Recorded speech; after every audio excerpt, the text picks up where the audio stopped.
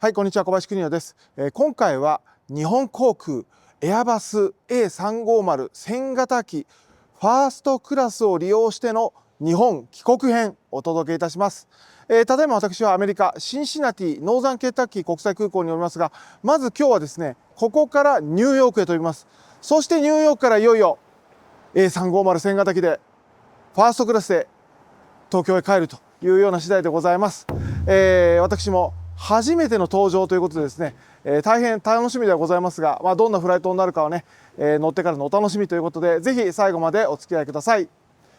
このチャンネルは私小林邦弘が月に1回世界一周しながら現地で見たこと、学んだこと、こういったことを旅やビジネスを切り口にご紹介しているチャンネルです。世界に興味あるよとか、世界のリアル知りたいという方いらっしゃったら、ぜひポチッとチャンネル登録いただけると嬉しいです。よろしくお願いします。それでは日本航空エアバス A350 1000型機ファーストクラスを利用して日本帰国編スタートです。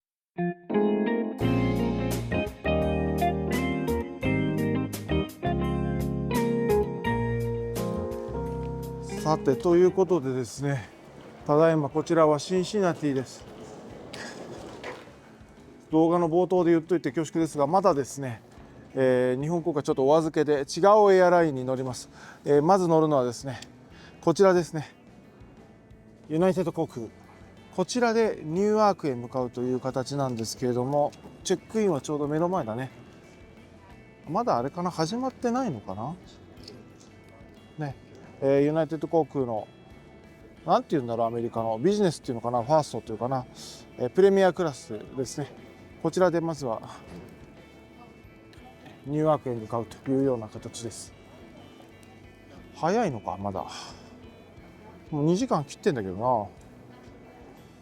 ちなみにね、この待ち時間を利用して、今日の予定をお話しすると、ただいま朝シンシナティ4時です。朝4時で、6時発のユナイテッド航空でニューヨークへ向かいます。順調にいくと朝8時に着きます。で、ご存知かもしれないんですけど、日本航空は、ニューヨーク空港ではないですね。はい、ジョン・ F ・ケネディ国際空港でございます。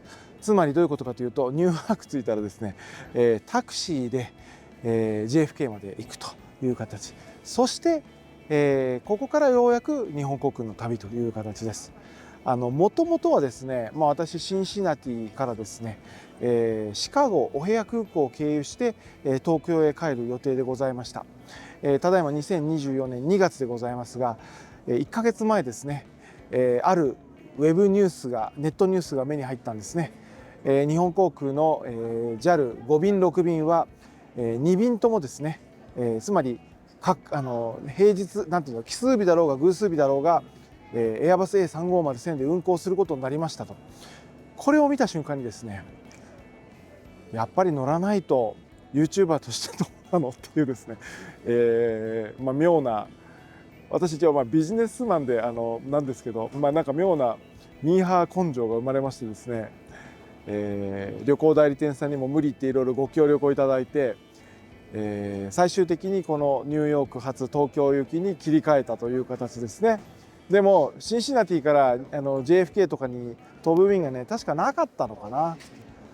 でどうなったかといえば、まずユナイテッド、スターアライアンスのね、ユナイテッドを使って、まずしかもニューヨークへ行くとね、でそこからタクシーに乗ってまで JFK 行くっていうね、我ながらミーハー根性ここに極まれるという感じですが、そんな工程でですね、一日が始まるということで、今日は頑張って朝2時起きでございます。はい、順調にいくと、なので東京到着は翌日の夕方5時ぐらいという感じになるのかな。トータル言うとどういうことだ、24時間ちょいぐらいの移動ということですかね。長旅です。さあ、無事チェックインも終わりました。とりあえず搭乗ゲートの方へ行きましょうか。この時間だとね、おそらくお店もあんまり開いてないだろうから、搭乗ゲートで待つような感じになるかなと思うんですが、一応ね、お約束でどんなところにフライトが飛んでるかというのを見ると、主要空港には飛んでるんですけど、印象としてはあれだよね、LCC 率が高い空港かなっていうような印象はありますね。いわゆる主要3社ね、アメリカン、ユナイテッド、デルタ、この3社はそこまで他の空港に比べると率が高くない。このアレジアントっていうの、アレガント、アレジャイアント、ちょっと僕読み方わかんないんだけど、このエアラインがすごい多いなっていう比率としてね、印象がありますね。主要空港には飛んでますよ。主要空港には飛んでますけど、そんな便数もないんで、だからね、こんな感じで。私行くのどこだっけ？あ、ニューアークか。ね、ワシントン以上という形なんですが、そうだ、飛ばしてました。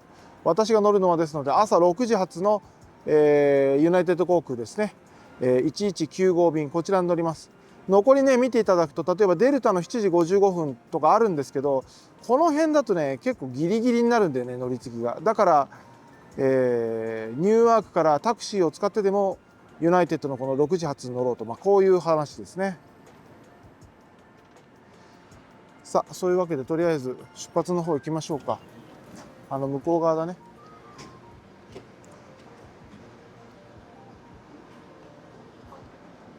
ちなみにこの空港はですね、物流ハブとしてはとても有名な空港で、DHL とか、あと最近アマゾンエアね、アマゾンって自社の、ね、荷物を今も自社エアラインでね飛ばしてますけど、アマゾンエアとか、あと主要なカーゴ系のエアラインはここにはすごい飛んできてますね。だから私も世界の花屋っていうね、オンラインフラワーショップ、もしご興味あれば動画のこの概要欄にきっとリンクついてるんでご覧いただければと思うんですけど、世界の花屋で使ってる中南米のお花とかね、この辺は、シンシナティ経由で荷物が来ることすごい多いです。大体多いのは確かね、アトラスかな。シンシナティ発成田行きっていうのがあるんだよね。毎日飛んでまして、カーゴ便がね、旅客便じゃないですよ。それを利用することがすごい多いかなっていうような感じだから、私自身もこの空港利用したのは今回の旅が初めてなんですけど、貨物はね結構毎週のようにお世話になっててね、というようなところでございます。はい、とりあえずもう中入っちゃいましょうか。さあ、荷物検査も終えてね、搭乗ゲートへ参りましょう。というのもこんな時間空いてる店一個もないからね。一応今日のねこれ本題じゃないんでささっと行くと、この空港はプライオリティパスで使えるラウンジがありました。あとこの時間は空いてないけど、あとアメックスなのかな、アメックスのカードか何かで入れるラウンジもあったような記憶がします。到着時に見た記憶がありますけれども、基本的には本当コンパクトな空港なので、あんまりそういうラウンジ設備とかは期待しない方がいいのかなって感じかな。スタバとかはあったんでね、そういうところで時間潰せばいいのかなというところです。こういうね、よくわからないけど、ハンバーガー屋さんとかね、もちろんこの時間はまだ空いて、この時間も空いてんだ。じゃあ食べようかな、ちょっと。そう、こういうレストランで時間潰すっていうのが一番現実的かなというところです。はい。そんなところかな。極めてちっちゃい空港なんで、はい、そんなところですかね。あとは搭乗ゲートで搭乗してというところですかね。ここでちょっと食べるか。唯一空いてたわ、ここが。さあ、搭乗ゲートまで早めに来ました。まもなくね、搭乗開始でございます。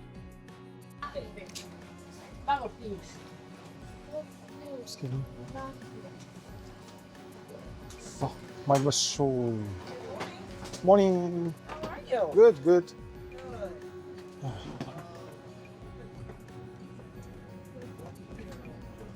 はい、ユナイテッド航空のボーイング737-700型機ですね。特段説明すべきことはございません。よくあるアメリカのね国内線のアッパークラスというような感じで、若干広めで足場も広くてという形で、そんなところかな。ね、この後が今日楽しみですからね、こんなところにしておきましょう。ここからニューヨークまでは多分2時間弱ぐらいね、1時間4、50分のフライトになるんじゃないかなと思います。で、多分コーヒーぐらいは出ると思うんですけど、ちょっと朝2時起きですからね、今日。基本的にはもう睡眠優先という形で機内では過ごしたいなというところです。さあ、離陸でございます。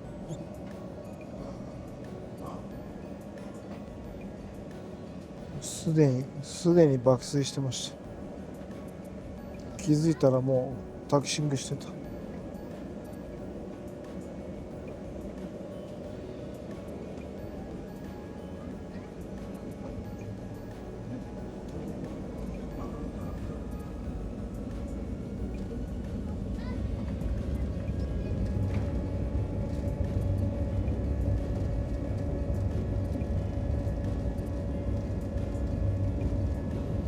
ほぼ定刻の離陸って感じかな。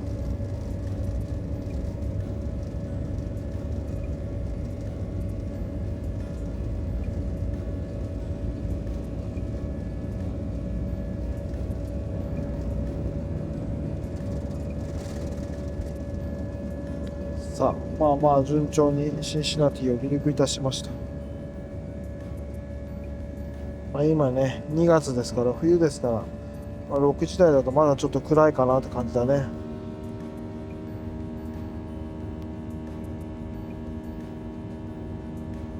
とりあえず私はまた寝落ちします。おやすみなさいませ。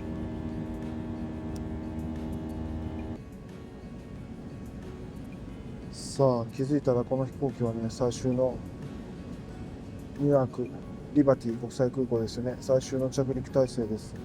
見えますか？向こうの方にね、マンハッタンの摩天楼を望むようなニューヨークはすごいいい美しい朝ですね、今日は。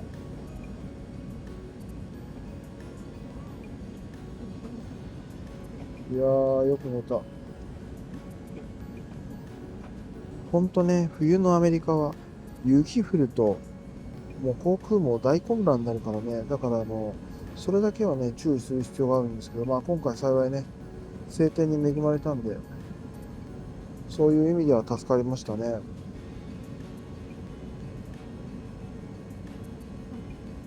ほんとね、冬場もしアメリカ東部ね、もし空港、シカゴとかね、ニューヨークとかワシントン DC とか利用される場合、くれぐれも天気にはね、ご注意をというところですかね。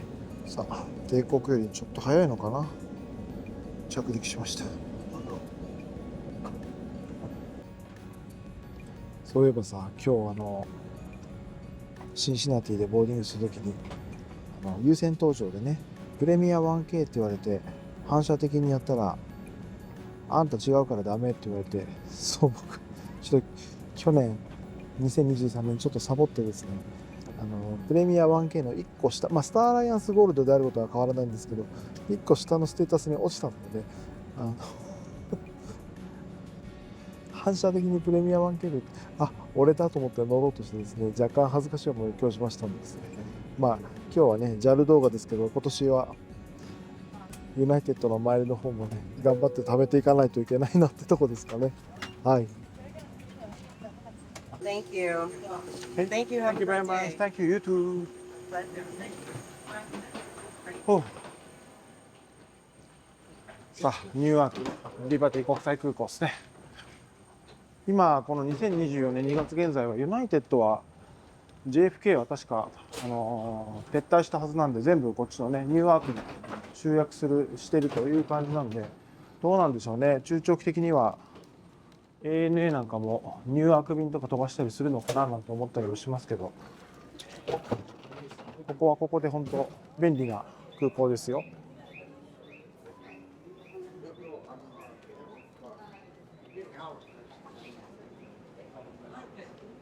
あくまで僕の個人的な経験ですけど、マンハッタンに行くとして JFK から行くよりはニューヨークから行った方が渋滞しないケースが多いですね、僕の経験で言えば。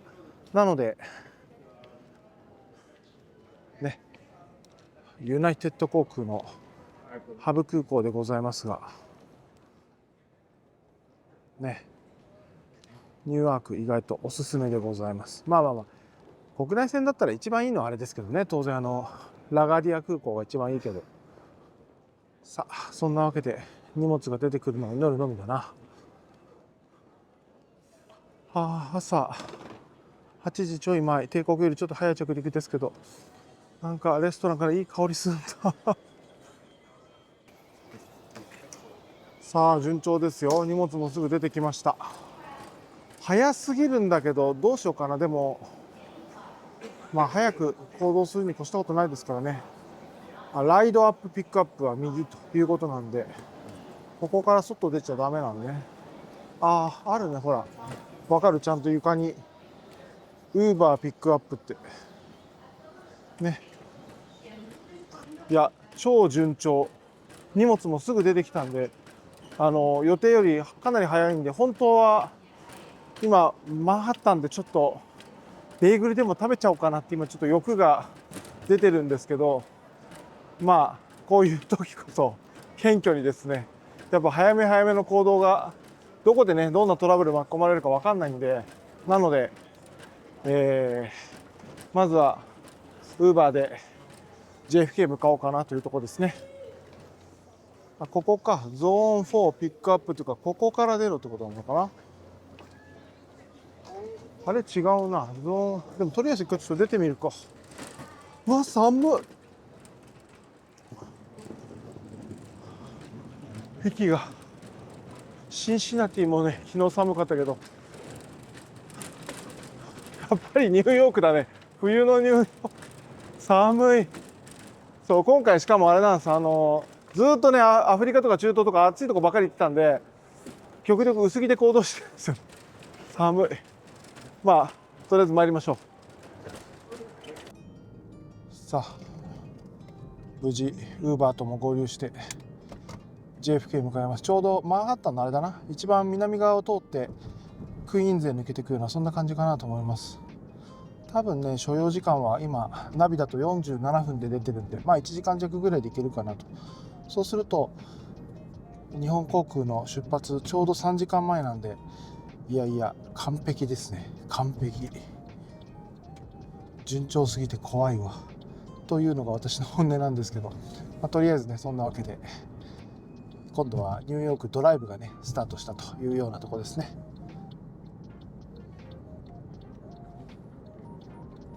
いい天気だな今日のニューヨークは本当。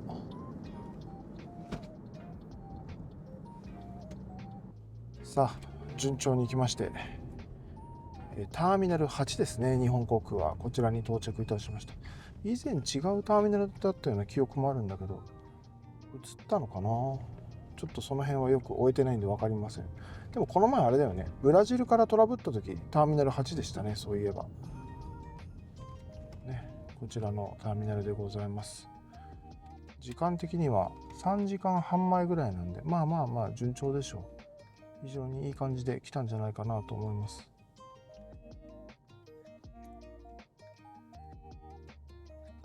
以前は JAL は多分違うターミナルだったような記憶があるんだけどな。で、なんかえらい古い桜ラウンジがあった記憶があるんですけど、変わったってことなのかな。ちょっとその辺の記憶は曖昧でね、怪しいんですけれども。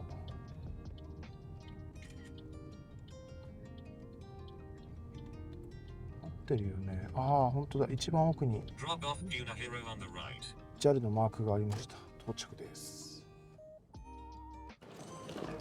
出てくるエアラインの名前を見ると、今このターミナル8は事実上ワンワールドのターミナルって感じになってるんですかね。国際線を中心にねっていう感じなのかな。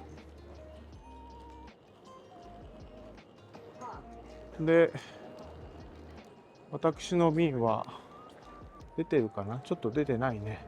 でもほら、エアラインディレクトリーって見えます？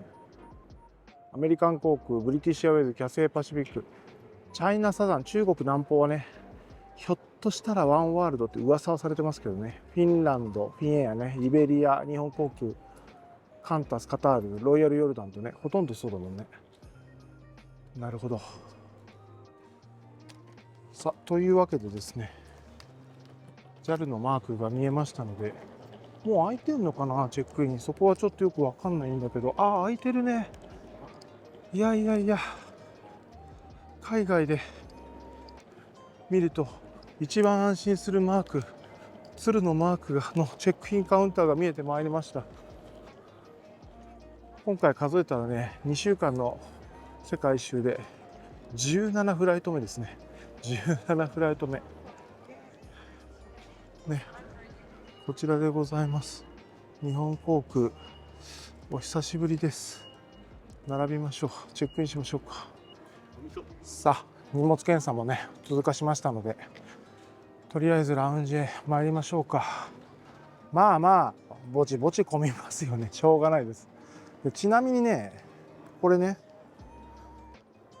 日本航空のファーストクラスは、このチェルシーラウンジは使えなくて、この下のですね、双方ラウンジね、ワンワールドのステータスでこっちが使えるってことみたいだね。前 AAA の国内線ファーストの時はこっちだったんで、まあしょうがないかしょうがないかという形でエレベーターで参りますね。こちらでございます。そう、こっちがねよりいいやつなんだけど、残念ながらこっちは使えないということで、こちら側でございます。双方ラウンジね。さあ参りましょう。双方ラウンジね、主に AA と BA が運用しているという感じかな。でもね、ここはねすごい開放感のあるラウンジでね、バーカウンターから始まって、ちょっと拡大しますかね。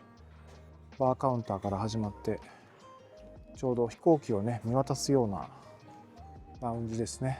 そして一応ご説明しましょうか。ここがビュッフェカウンターね。一通り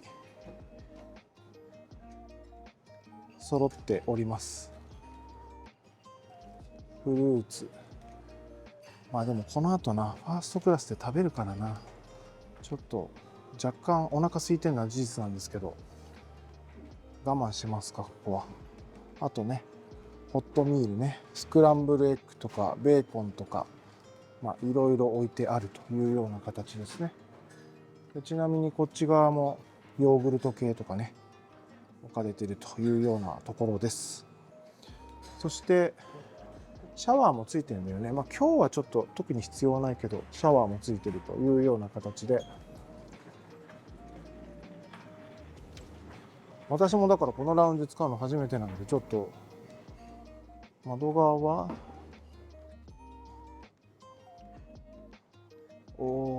開放感がいいですね。ね、ほら、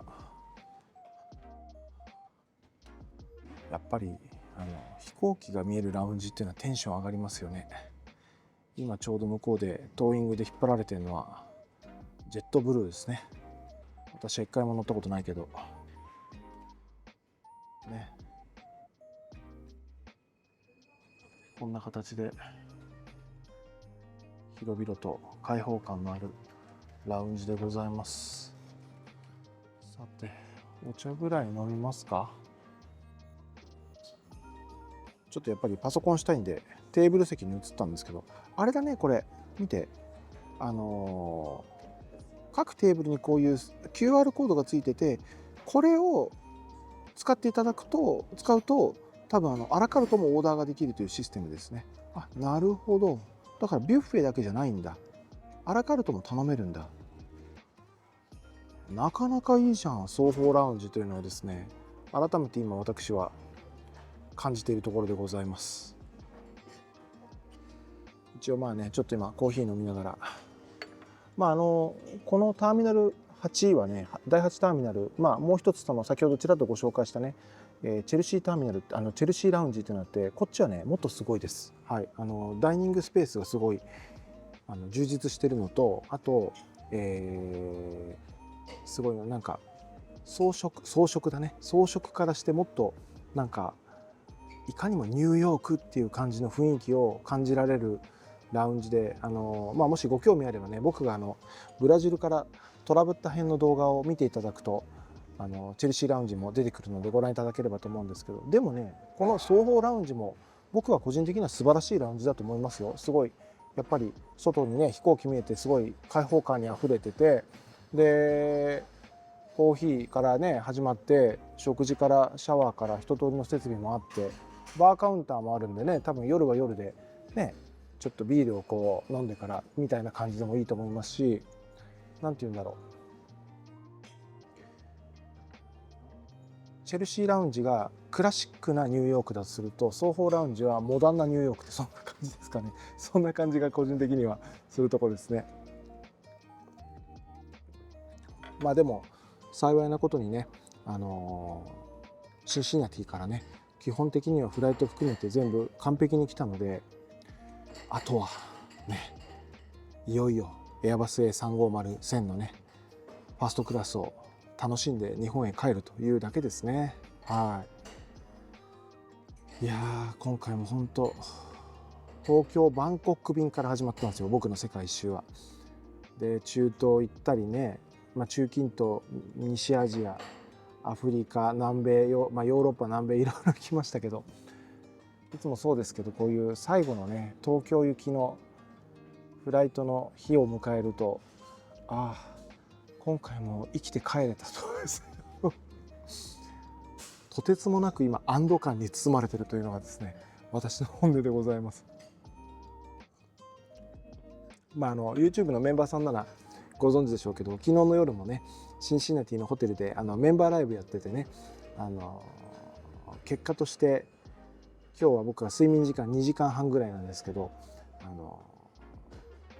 起きれるかなっていう不安と戦ってなんとか頑張って起きてね、もう目覚まし時計5分刻みに10回ぐらいかけるぐらいのそんな感じですけど、なんとか起きてね、無事ここまでたどり着くと、もう何とも言えない今安堵感に包まれてる現在でございます。はい。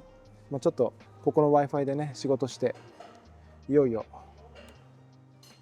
乗り込むかというところでございます。はい、さていよいよね搭乗ゲートに参りましょうか。こちらね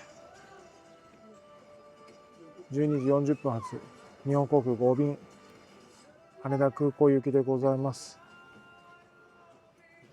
今はあれだよね、だからこの多分羽田 JFK を JAL はダブルデイリーで2便運航してるんですけど、日本発が6便ね、でニューヨーク発が5便、2020年2月現在ですけど、こちらがエアバス A350 という感じですよね。ちなみにね隣のゲートにはキャセイの香港行きもあるよね。こっちも乗りたいなって思うんだけど、それは次回のお楽しみにしましょうか。はい。というわけで参りましょう。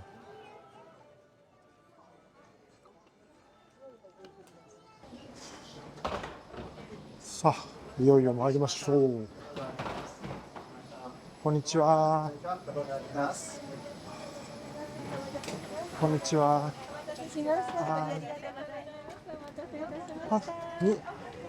こんにちは。どうも。こっちかな。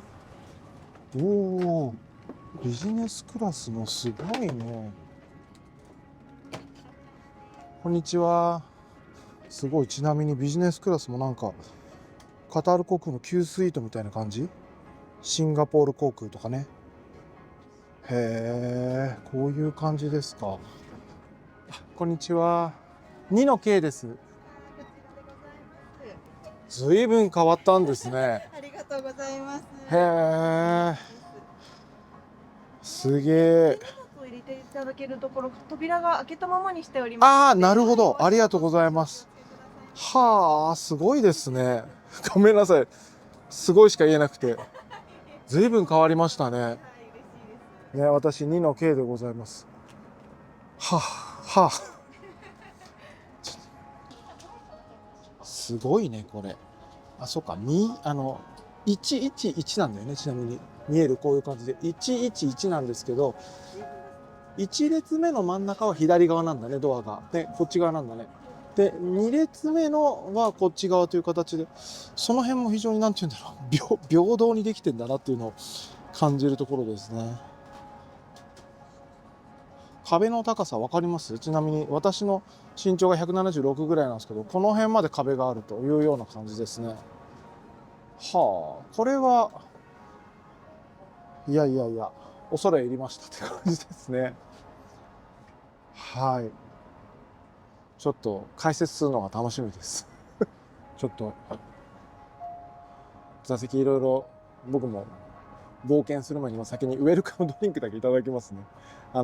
アメリカ便はね、アメリカ発は今アメリカ政府のルールで、ウェルカムでアルコールは出せないんで、ミックスジュースというものをね、いただきます。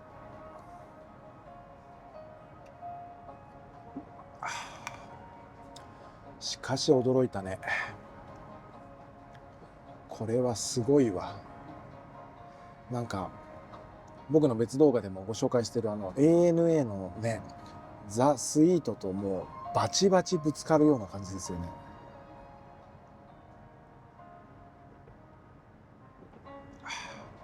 美味しい。さあ順番が前後しましたがね、日本航空のエアバス A350 1000型機でございます。いやすごいねこれ。一応解説しましょうか。こっち側ね、枕兼クッションがありますと。で、あとブランケットと、あとスリッパですね。こちらがいつものがあると。それでちょっとこれはこっちへどけて、ここがね、まずね、テーブルになるんですって。こうやって。これはね、離発着時もいいんですって。だから荷物とか置いてて全然 OK。肘当てにもなるというような感じですね。はい。で、ここに電源類がある。これもだからいいですよね。だから、ほら、パソコンとかするときもここから電源つなげるんで、すごい秀逸だし、スマホとかもね、ここに置いといて充電できるっていうのが非常にいいなと思いました。はい。さて、一周しましょうか。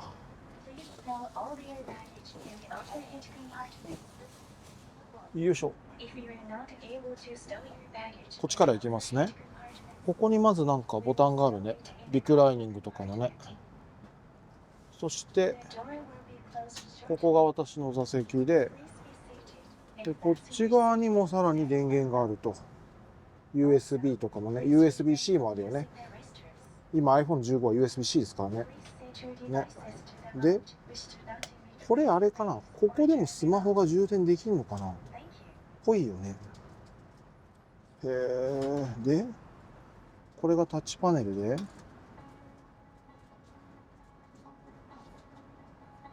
モードいや、いろんな、標準だろう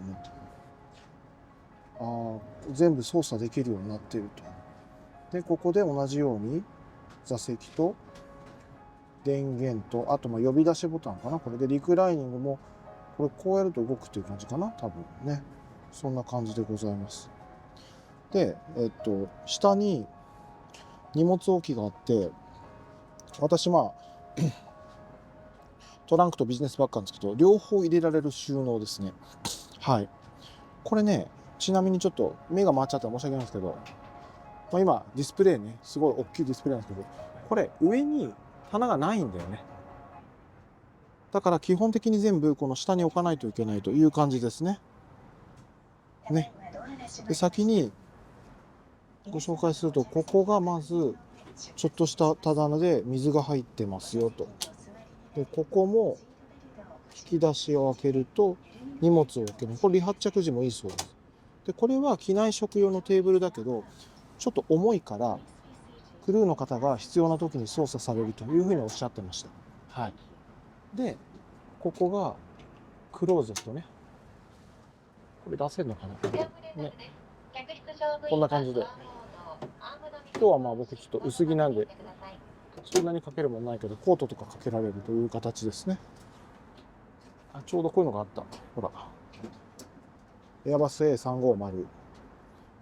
機内エンターテインメント、だからこの座席についての解説が全部書いてあるというような形ですか。ちなみにめくってみましょうか。こっち側がいいか。ね。こんな感じになってますね。はい。いやいや、驚いたね。で、ちなみに、ここが、ね、書籍棚というか、機内誌ね、スカイワールド。あと JAL ショップね、免税品のカタログがあって、あと機内 Wi-Fi サービスもあるという形ですかね。でちなみにこっちにもだ電源がありとあらゆるところにあるから、今ってほらいろんな電源機材使うじゃないですか。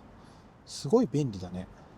でいつもの資生堂のスキンケアキットと、あとアメニティポーチは、これはどこのだろう、どこのブランド、これはゼロハリバートンですね。後でちょっと見てみましょうか。でここがヘッドセットかね、ヘッドセット置き場で、これは閉められるという感じですか。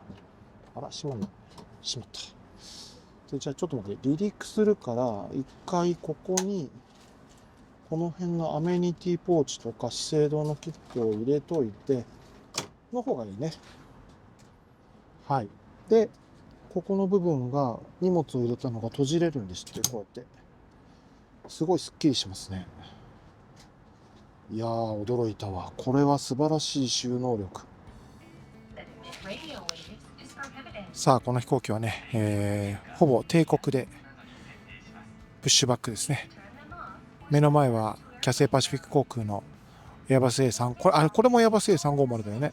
でその向こうにね、尾翼だけ映ってるけどブリティッシュエアがいるね。いやーこれはね楽しいフライトになりそうだなと、今ワクワク状態ですよ。本当に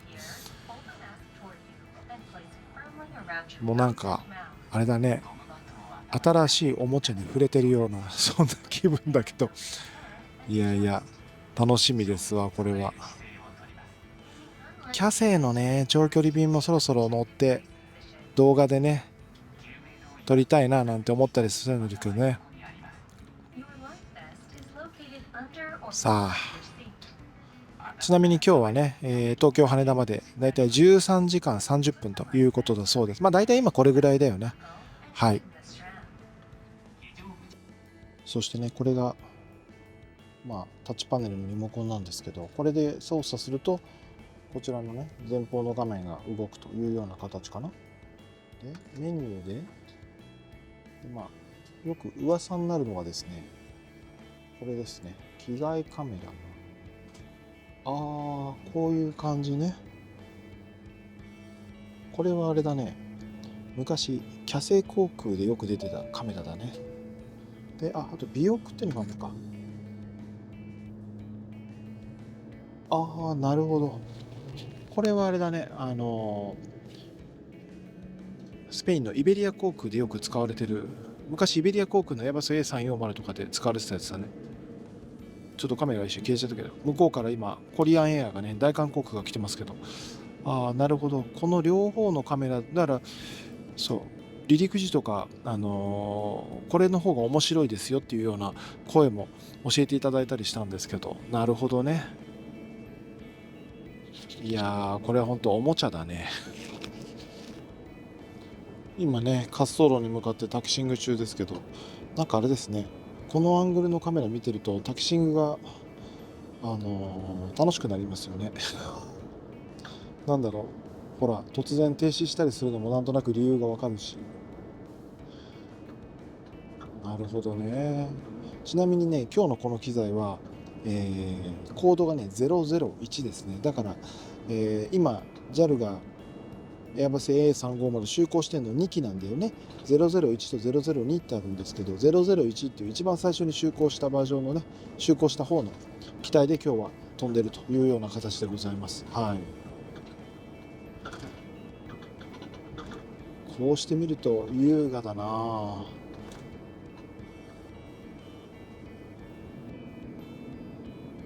今大韓航空が上がっていったね。あれエアバス A380 か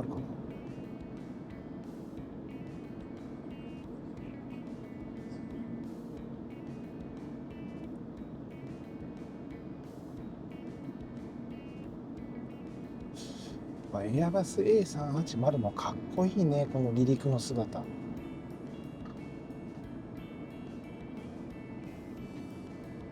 惚れ惚れするわ、ほんと。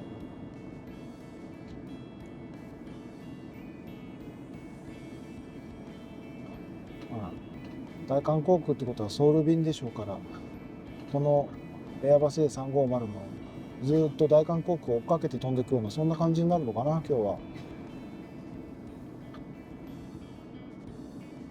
やっぱ JFK はね、世界トップクラスの空港ですから、こうやって、ね、タキシングでいろんな見てても、いろんな世界中のエアラインがいて、見てて楽しいですね。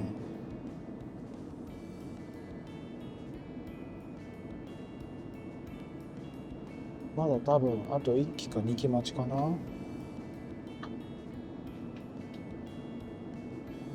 また上がってったね。今度は何？デルタ。デルタのなんだろうこれ、767かな。行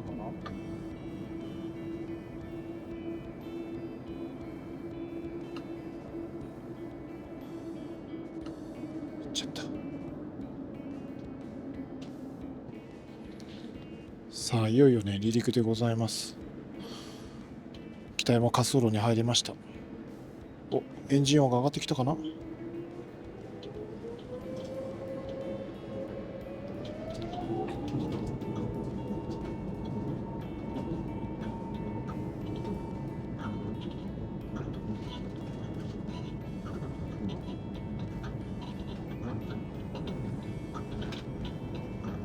結構揺れるな。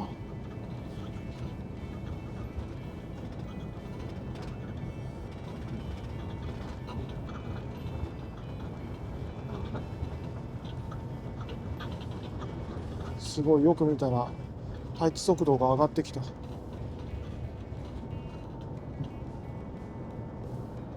お、上がったか。上がった上がった。おお、こういう感じ。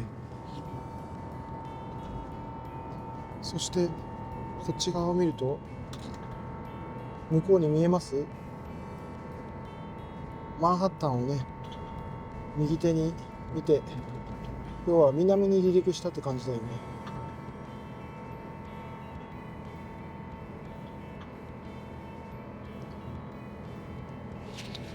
なるほどね。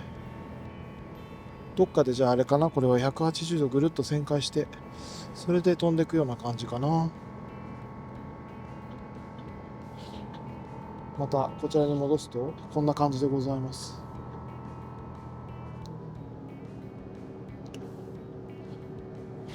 なかなかこのあれだね、二元中継いいね。かっこいいわ。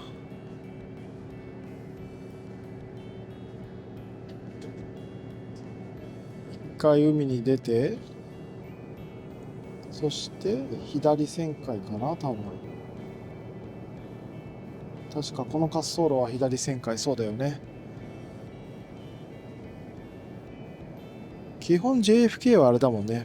ラガーディアとかがあるからかどうか知らないけど、離陸すると大体左に旋回するよね。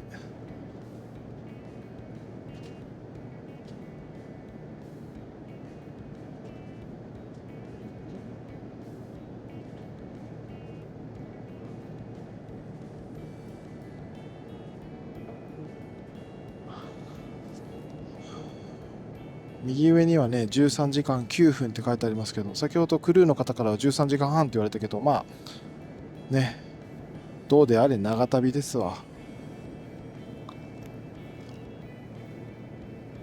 でも、今日は楽しい時間になりそうだなと。ね、朝頑張って起きて、シンシナティからニューヨークまで来た甲斐があったというふうにですね、今、心の中で感じているところでございます。ね、180度旋回して、またクイーンズに戻ってきた感じかな。で、クイーンズの上空から一路ね、カナダの方を目指していくと、そんな感じかと思います。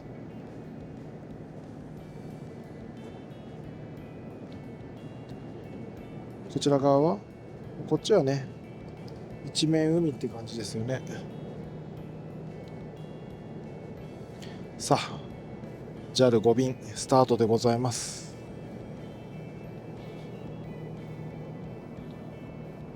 ちなみにね、フライトマップもちょっとご覧いただくと、こんな感じですね。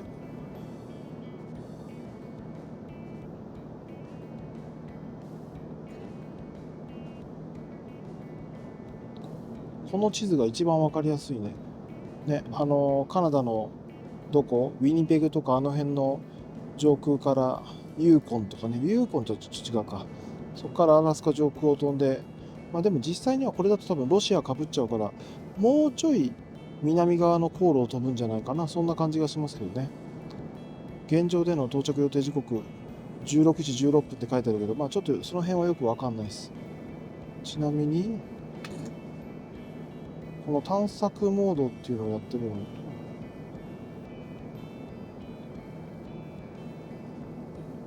と、あ、マップ上でいろいろいじれるんだ。なるほど。ああ、ちょっと慣れるまでに時間がかかりそうだね。で、X を押してみると、あ、なるほどね。これで、要は、ズームをこうできるわけだ。ね、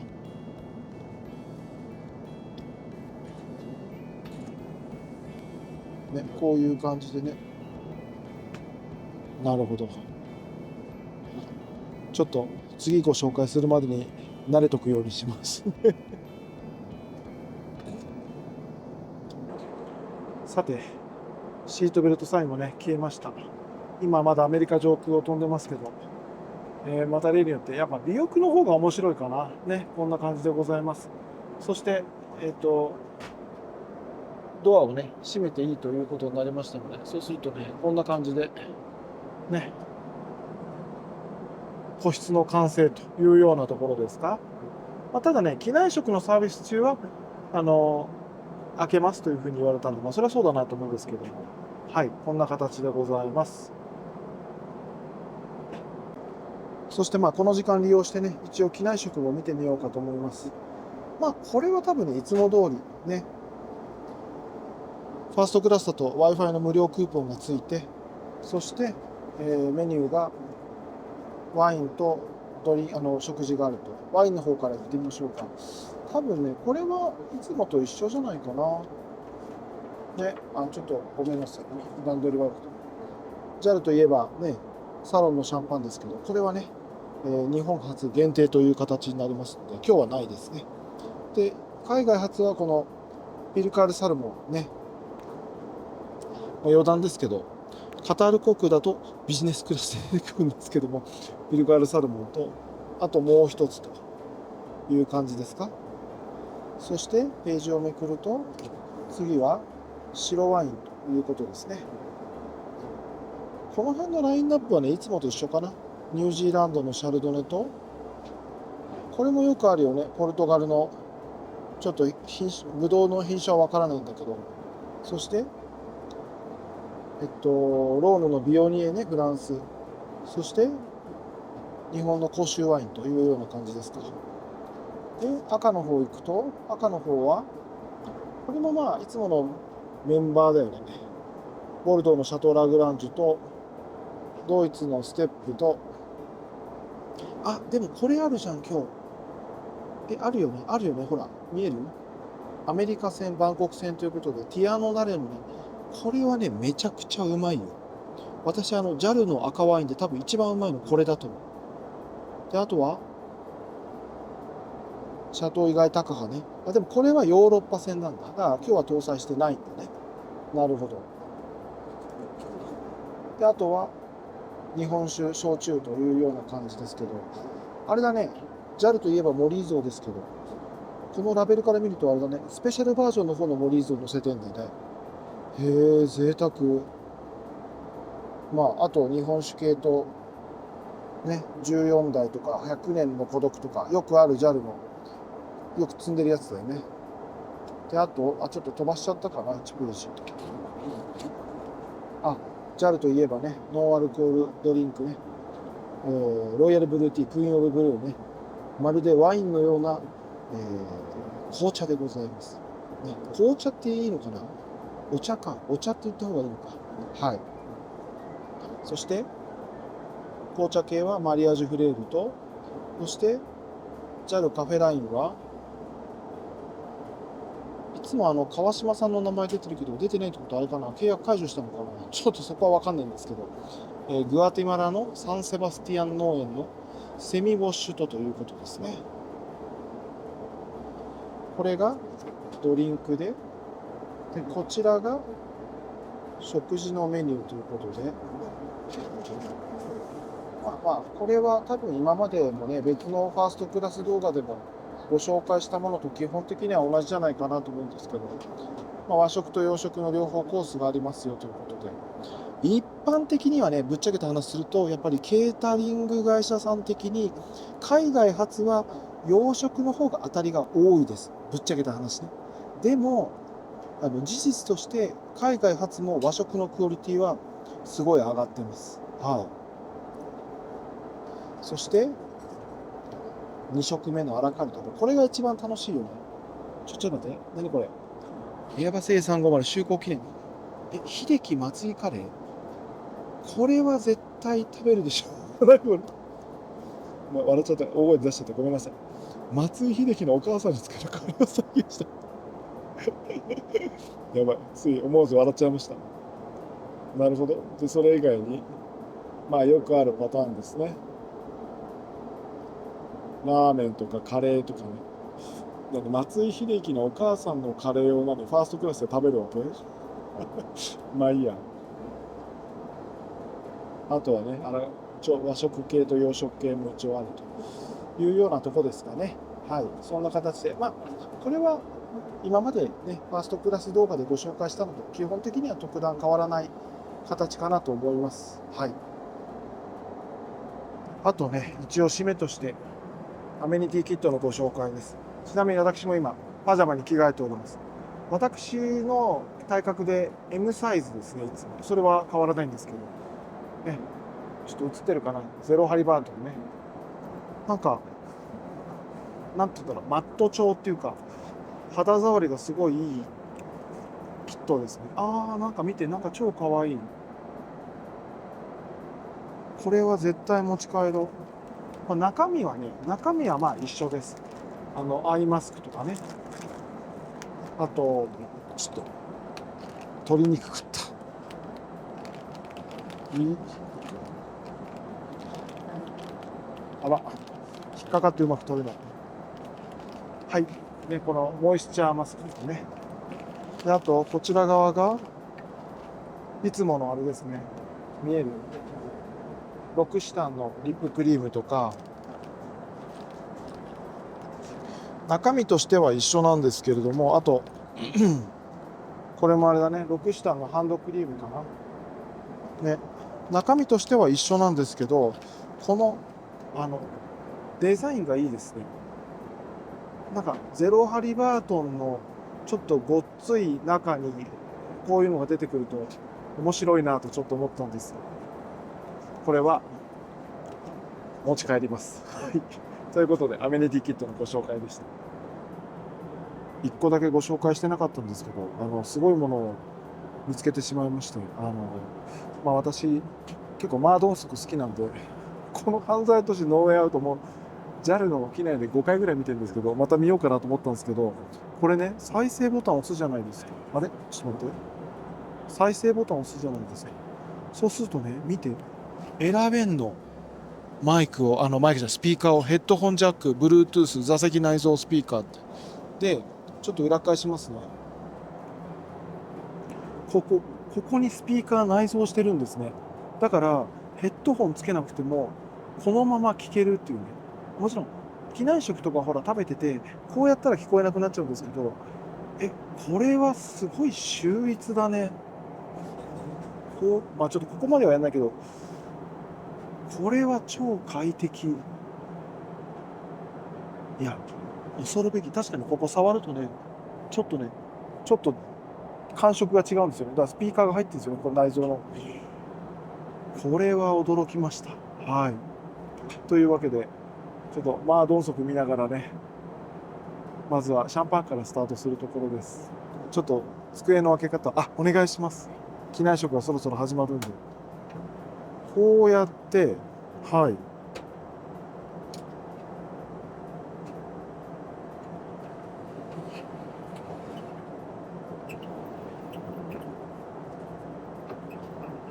あ、テーブル大きいんですね。重くて大きいです。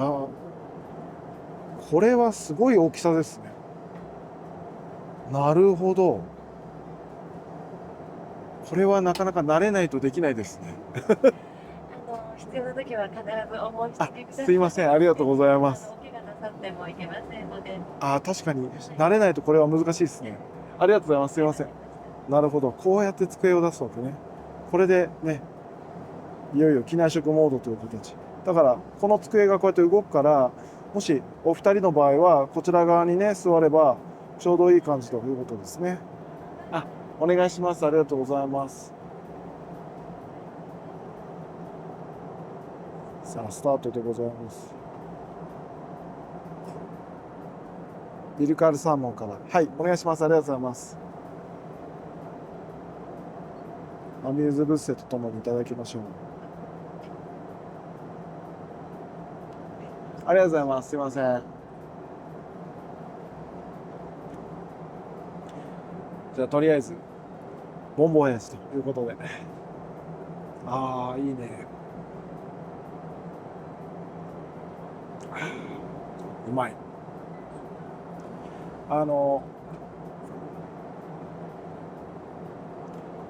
最初乗った時の第一印象で言うと、もう一つの A 社さんのね、ザ・スイートとすごい似た印象を覚えたんですよね、最初僕は。でも、個人的には、あくまで個人の趣味ですよ。個人の趣味で言うと、僕はこっちの方が好きですね。で理由は、A 社さんの、A 社さん、ANA のやつは、結構ね、収納棚がすっごい細かいんですよ。だから、逆にカバンとか大きい荷物を入れられないんですよね。でも、こっちの方は似てるんだけど、収納棚がある程度ドンドンっていう風に大きいものが置かれてるような感じなんで、すごい収納性が逆に高いんですよね。逆にね。なんだろう、ドンドンって置いてる分気が利いてないように見えて、むしろ荷物を非常に置きやすくなってて、だから多分、ザ・スイートとこれはほぼ同じぐらいの広さじゃないかなと思うんですけど、こっちの方が結果としてね、広く感じるっていうのが私の第一印象ですね。はい。あと、ただ、一つだけちょっと残念だったのは、機内 Wi-Fi ね。機内 Wi-Fi は、777と同じ仕様じゃないのかな、これ。そう、だから、どうしても例えば最近で言うと、ブリティッシュエアとかの Wi-Fi と比べると、ひょっとしたらちょっとワンランク高速性でね、落ちるかもしれないなという気はちょっとしてます。ちょっとね。でも、普通こういうの乗って、そんな Wi-Fi のスピード気にする人いないだろうからあれなんですけど。いやー、上質な時間ですね。いただきます。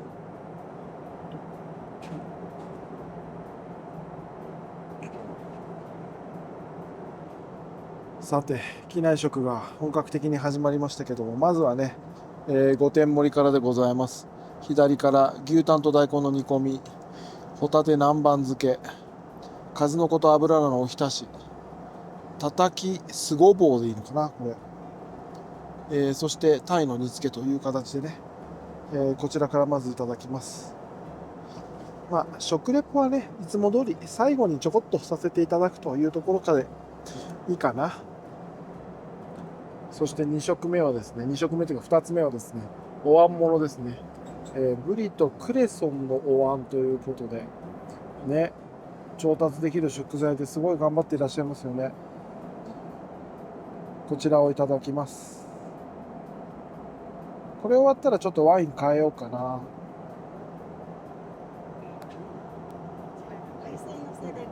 はーい。醤油のヌーベをつけてる人がこれ何ですか？お醤油のヌーベで。お醤油のルーベ。へえ、なるほど。入れる鍋ので。はい、お願いします。ありがとうございます。今度は酢の物と、あと海鮮寄せ、タコ、ホタテ、エビ、でこの醤油のヌーベ、これをつけて食べてくださいと、そういう感じなんだよね。なかなか凝ってますね。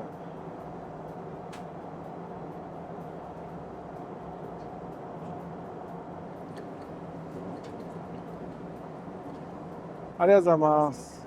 はい。写真お撮りになりますか？大丈夫です。ティアノナレノですね。はい。2020。ありがとうございます。すみません。こちらいただきましょう。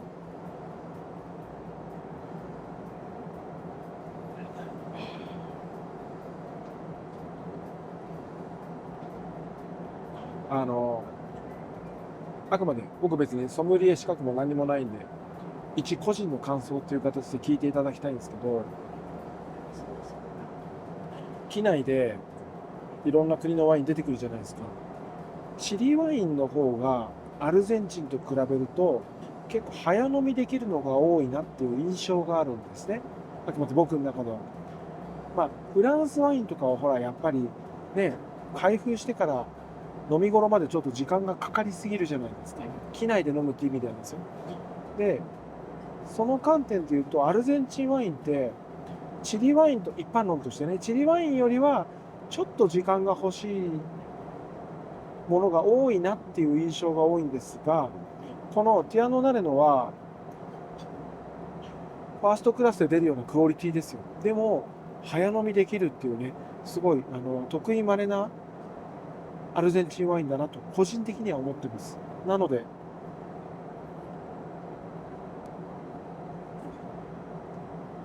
すごい美味しい。あくまで酔っ払いのざれ言ということでお願いしますね。はい。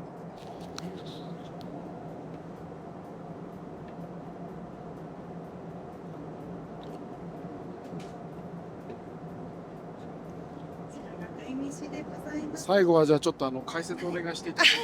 もちろんです。こちら大のものが穴子でございます。里芋と大根の煮付けもつけております。はい。あとお味噌汁と一緒に鯛めしご用意しております。すいません。はい、いえいえ、鯛めし香ばしい香りですので、はい。ぜひお楽しみくださいませ。すいません。失礼いたします。それではいただきましょう。先にね、鯛めしから。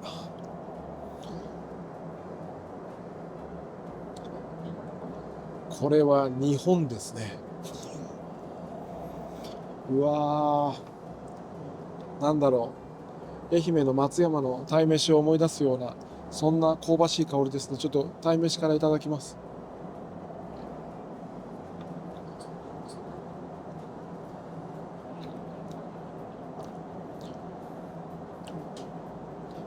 めちゃくちゃ美味しい。ちょっと穴子もじゃあメインコースのね、いただきますね。もうめっちゃ柔らかい。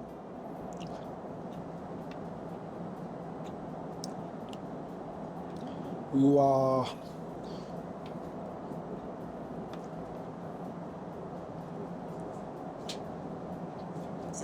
いや、冒頭申し上げましたけど、やっぱりまあ、結局機内食っていうのはケータリング会社が作ってるじゃないですか。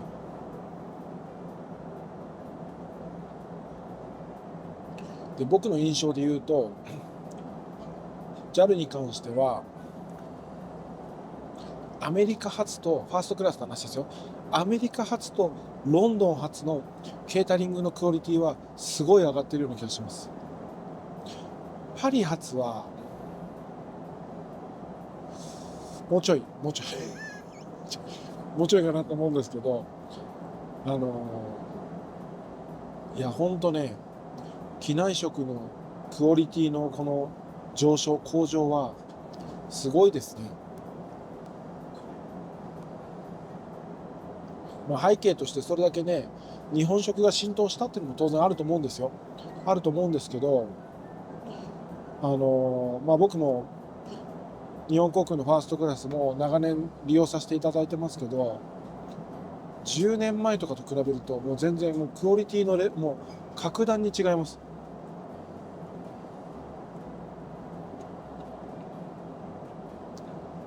いやー、すごい時代だなと改めて感じながらですね、今機内食をいただいているところですね。赤ワインとともに。この後おそらくデザートいただいて、でその後ちょっと寝るかという感じですかね。はい。でもなんかね、今日は本当はですよ、朝僕2時起きなんで、まあユナイテッドの機内では寝てたんですけど、もう若干眠いのは事実なんですけど、なんかね、もう本当寝るのが惜しいね。このなんだろう、僕もいろんな飛行機乗ってますけど、新しいおもちゃを今与えられたような気分なんで、ちょっと寝ないでいろいろ機内エンターテインメントとか楽しみたいなっていうのが本音です。はい。ただただ素晴らしいとしか言いようがないですね。さあ、そしてね、機内食の締めはほうじ茶プリンでございます。いやー、ほんと素晴らしい時間でございました。そしてこの飛行機は今、ハドソン湾の上空に差し掛かってるのかな。そんなような感じですね。ちなみに外はですね、ちょっと雲の上なんで、残念ながら地上はちょっと見えないというような感じなんですが、はい、そんなわけで楽しい機内食の時間でございました。食べ終わったらちょっとね、寝ましょうかね。さあ、この飛行機はまだハドソン湾のね、非常に大きいハドソン湾の上空飛んでますけれども、そろそろ一回寝ようかなというところです。そしてね、外の景色がね、素晴らしいですよ。ちょっと拡大してみますね。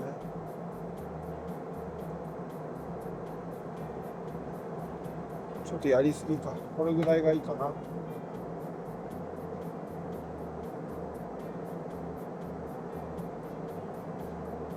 これはどうなんだろう。陸地じゃなくて氷の上なのかな。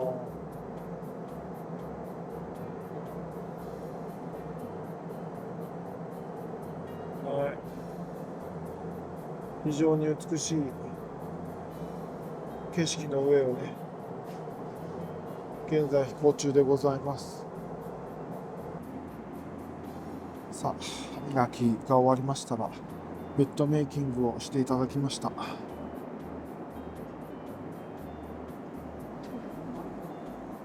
こんな感じでね、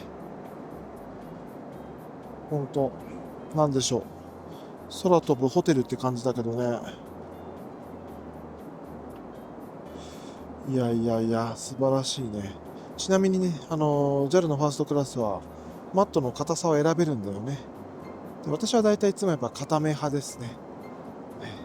年のせいか、腰にきますんで、硬いの選びますけども、こちらでね、ちょっと、どうだろうな、4、5時間ぐらい寝ようかなというところですね。まだ、羽田空港までは、10時間ちょっとあるかな、10時間、11時間ありますんでね。はい。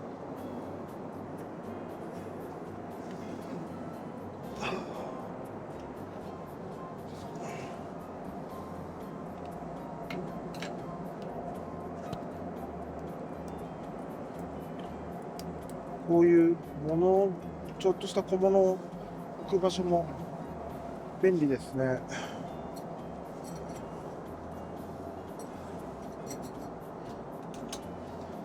それでは、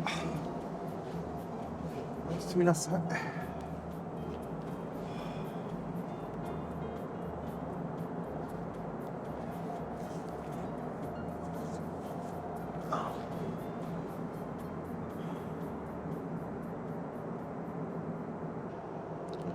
おはようございます。目が覚めました。どれぐらい寝てたんだろう。6時間ぐらい寝ましたかね。気づいたらですね、この飛行機はもう日付変更線は越えたのかな。カムチャッカの南側あたりを飛んでいます。羽田空港まではあと3時間半ぐらいかなというようなところまで来ました。ちょっととりあえず仕事しようかということで、まずはね、スカイタイムでちょっと喉を潤そうかというところですね。ね、こんな素晴らしい座席に乗っておきながら、日本のメールをチェックしないと落ち着かない自分が悲しいんですけど。まあでも、旅するビジネスマンだからしょうがないですよね。でもいやー、すごい今本当こう目覚め的にはね、非常に快適で、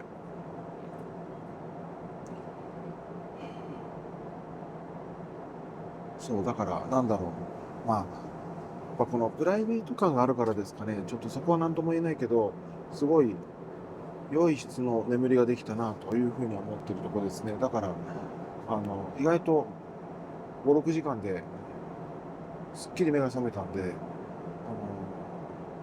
なんだろう、機内食を食べて、ちょっと映画とか見て、で、よく寝れて、仕事できてっていう形で、おかげさまで、この、12、3時間、13時間半のフライとか、すごい時間をね、有効活用できてるなっていう感じがしてます。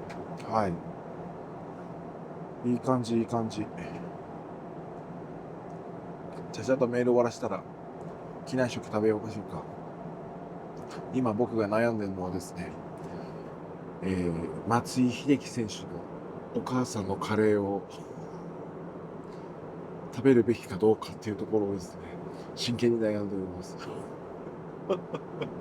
すごいよね。だって、有名シェフの監修、なんとか料理、なんとか料理って中に、松井選手のお母さんって、なんて、なんだろう。笑っちゃいけないけど、なんかそのギャップがね、このギャップがすごいなっていうのがね、はい。そんなところでございます。さあ、というわけで、着陸3時間前、機内食はですね、結局、ラーメンとですね、松井秀喜カレー頼んでみました。僕もこれ食べたらメジャーリーガーになれるかな。ね、なかなか斬新なメニューなんですけど、こちらをいただこうと思います。はい。いただきます。ちょっとどうしようかな。飲みちゃうから、ラーメンから先行こうかな。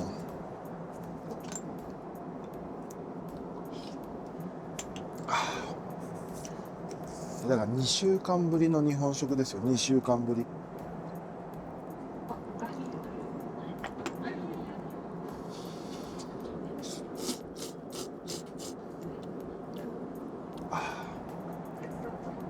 以前はね、そうでもなかったんですけど、今はやっぱり、現地いる時はもう現地のご飯なるべく食べるようにしてるんで、その方が気楽なんですよね。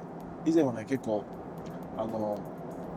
いろんなところで日本食屋さん探してたんですけど、だんだん疲れてきちゃって、そして、ね、気づいたのは、あ、そうか、現地いる時って、現地のものを食べた方が楽なんだっていうのを気づいてですね、それ以来、あんまり日本食食べなくなりましたね。まあ、それでも別に問題なくなったんで。あと、秀樹松井カレーいただきます。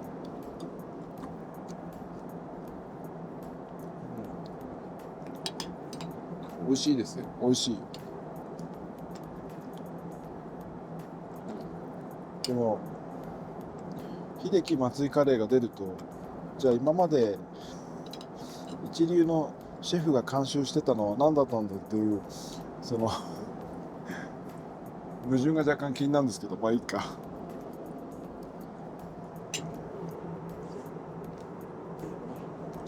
美味しいです。さあ、最後はね、JAL カフェラインのコーヒーで。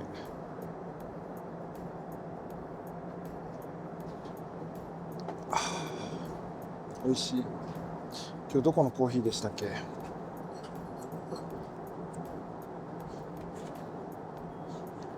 グアテマラね、グアテマラのコーヒーでね、あとはお仕事して締めようかなと。着陸までちょうどあと2時間ぐらいという形です。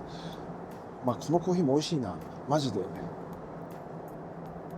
日本のカフェでもそんな出てこないレベルの、普通のカフェと出てこないレベルのクオリティですよ。まあでも今ですのでね、離陸して11時間ぐらい経過したんですけど、ほんとね、あっという間ですね。あっという間。まあ僕は個人的な意見を申し上げれば、あんまり個室系が好きじゃなくて、今の JAL でいうと777のね、ああいうタイプの方が個人的には好みなんですけれども、とはいえやっぱりなんだろう、この贅を尽くしたファーストクラスといえばいいのかな。いや本当進化がすごいなというのと、だからなんだろう、機内食もそうですし、睡眠の質もそうだし、そしてこうやってね Wi-Fi つないでこうやってコーヒーで仕事をできるっていう質も含めてね、本当素晴らしい時間でした。ちなみにね、余談だけど、この机ね、これの安定感が前より全然違う。だからパソコンでこうやって打っててもすごい安定感がある机でね、これもまた素晴らしいです。はいね。でももう一つだけ触れておくと、今日の、このファーストクラスを担当いただいたまたクルーの方も本当素晴らしかったです。なのでやっぱりファーストクラスってなんだろう、あくまで僕が求めるものですよ。僕が求めるものですけど、もちろん機内食とかね、睡眠とかももちろんあるんですけど、やっぱりクルーの方の作るこう雰囲気でやっぱ全てが成り立つと思ってるんですよね、ファーストクラスはね。でそういう意味で言うと、もう本当今日はおかげさまで完璧なね時間を過ごすことができたので、そうだからこれを乗るとまたね近い将来乗る機会があればいいなと。今のところあれだよね、この2024年2月現在は、ニューヨーク線で、次がダラス・フォートワースでロンドン、そういう流れかという話かと思いますけど、ダラス・フォートワースあたりで乗れるといいね。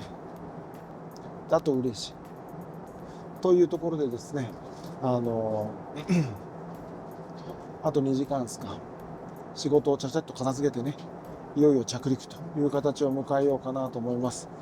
今ちょっと地図はもう映さないけど、ちょうど今北方領土のね南側を飛んできて、いよいよ僕の世界一周もね終わりが近づいて、日本が東京がね久しぶりにぐるっと回って戻ってきたというところでございます。この時間はねほんとほっとする。YouTube ご覧いただいてたらご存知でしょうけど、いつも無茶なスケジュールで出張してるわけです。ほんとね、今回も生きて帰ってこれたと思って、ほっとする時間です。はい。というわけで、もうすぐ着陸です。さあ、そしてね、いよいよ日本列島に入ってまいりましたよ。どこだろう、これ。多分だけど、鹿島とかあの辺かなだと思いますが。ね、なんか、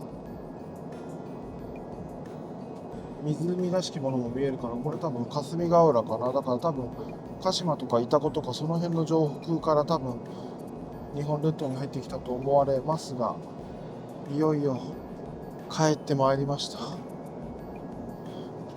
感動的。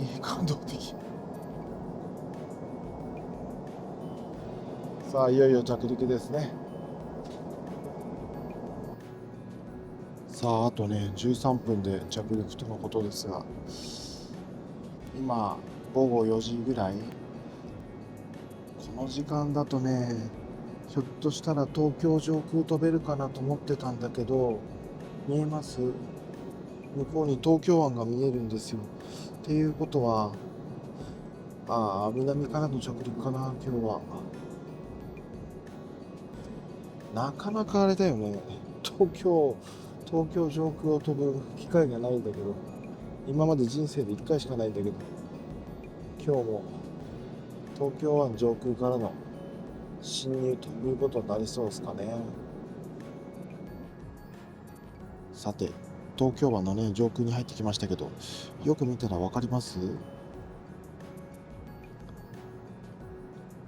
JA01WJ とね、つまり、日本航空のエアバス A350 戦型機の1号機だよね。だから01だよね。この1号機の翼で今日はねニューヨークから帰ってきたという形ですね。今ちょうどここは木更津上空あたりかな。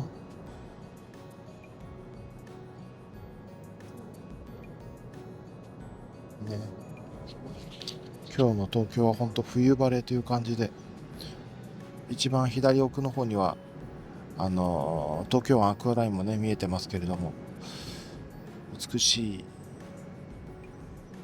夕暮れ時って感じですね。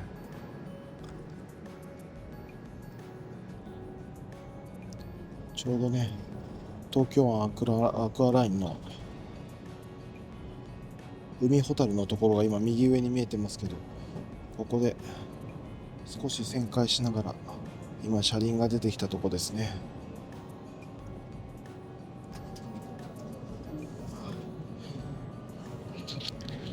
うわー、東京だよ、東京東京、久しぶりのね、今日ほんとめっちゃいい天気。見えます？海ほたる。せっかくだから拡大してみると、ね、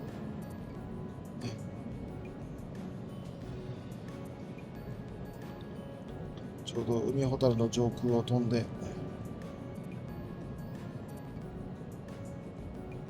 着陸態勢です。少しあれだね、よく見たら海しけてるし、実際高度が下がってきたら少し揺れがね大きくなってきましたね。ちょうど見える、離陸して右旋回してる、多分日本航空機かな。 JAL も今横にいるけど、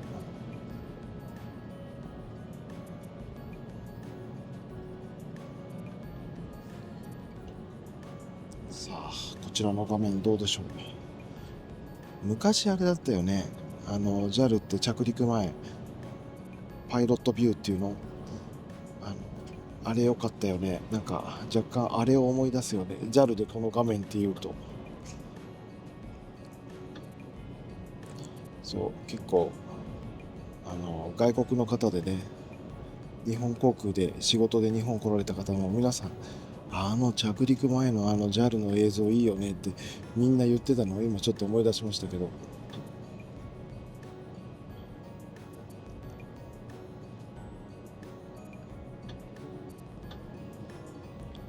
こうちょっとなんか風でね左右に揺れるあたりが本当飛行機っていう感じがしていいですね。あら、びっくりした、一瞬ゴーアラウンドするのかと思って。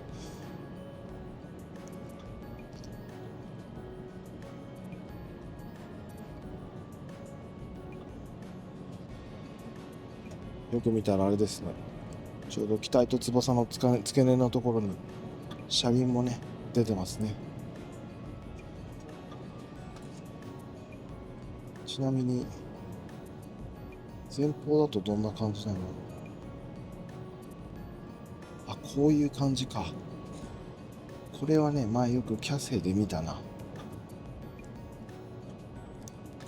ちょっと戻そうね。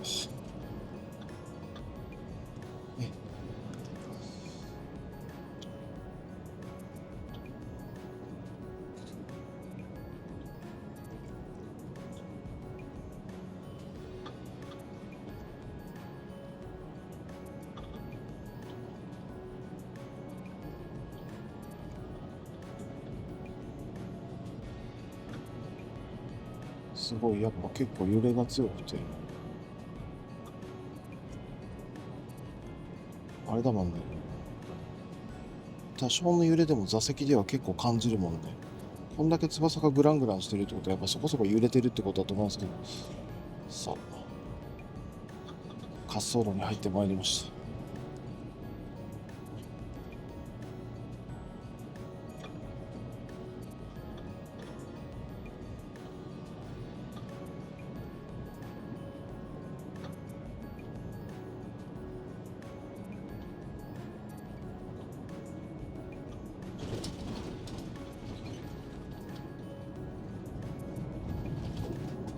結構揺れる。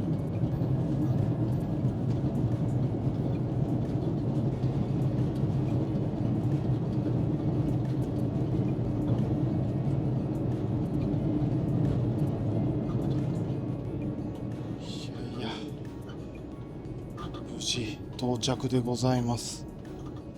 結構揺れた。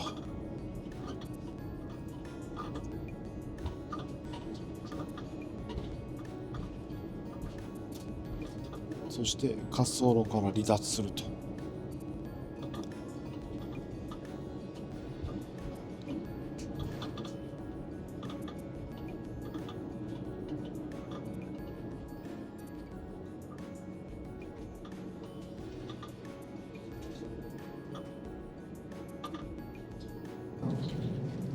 ちょっとあれだね、遠目のところにスポットインって感じかな。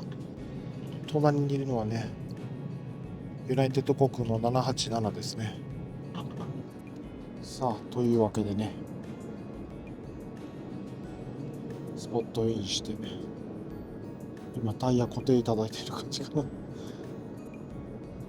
こういうのまで見られちゃうとあれだね、地上の方も大変だね。そう、どこで作業見られてるか分かったもんじゃないもんね。意外とこういうのって見たことないから興味深いわ。こうやるんだ。これ何、もうこれ多分ガソリンでしょ、ジェット燃料でしょ、違うのかな。凄まじく興味深い映像です。はい、ありがとうございました。はい、大変お待たせ。どうもお世話になりました。ぜひまたお待ちしておりどうます。もどうもお世話になりました。ありがとうございました。どうも。よいしょ。さあ、というわけでね、無事羽田に到着いたしました。しかも帝国よりも早くてね、非常に順調です。そう、もう本当繰り返しになりますけどね、無理くりニューヨーク経由で飛びましたけど、すごいいい時間がね過ごすことができたなというふうに、今は充実感にね溢れているところでございます。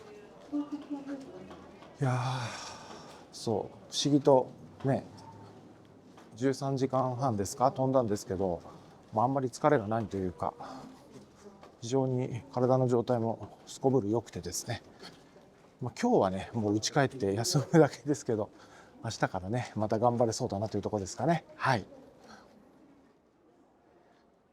というわけでイニグレ行きますか。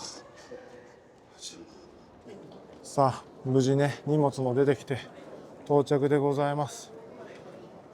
はあ、いやいやお疲れ様でございました。さあお家帰ろう。お疲れ様でした。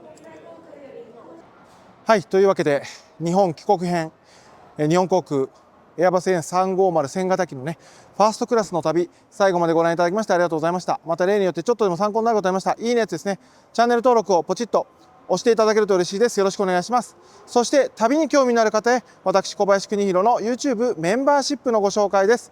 毎週末メンバーの皆さんとライブでワイワイ盛り上がっております。